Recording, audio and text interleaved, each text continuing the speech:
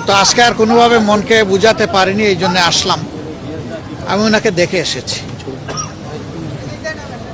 এখন ওনার ডায়ালাইসিস চলছে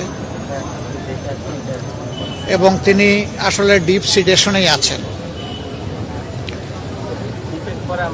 সারা দুনিয়ার মানুষের সাথে আমরাও দোয়া করি আল্লাহ তাআলা ওনাকে সুস্থতার নিয়ামত দান করুন। তিনি সুস্থ হয়ে আবার ফিরে আসুন এবং জাতির খেদমতে বাকি জিন্দগিটা উনি যাতে কাটাতে পারেন সেই দোয়া করি। সুস্থতাও আল্লাহর নিয়ামত, অসুস্থতাও আল্লাহর নিয়ামত। এই ক্ষেত্রে তার আপনজন যারা আছেন, বিশেষ করে তার পরিবারের সম্মানিত সদস্যবৃন্দ, তাদের জন্য এই পরিস্থিতিতে ধৈর্য ধারণ করা বড় কঠিন। আমরা আল্লাহ তাআলার দরবারে দোয়া করি তারা যেন ধৈর্যের সাথে এই পরিস্থিতি মোকাবেলা করতে পারেন এবং আল্লাহর উপর তারাও যেন পূর্ণ ভরসা করতে পারেন। আল্লাহ তাআলার হাতে সব কিছুই আছে। আল্লাহ তাআলা জীবিতকে ধরে নিয়ে যেতে পারেন, আবার মরার মধ্যেও জান দিতে পারেন।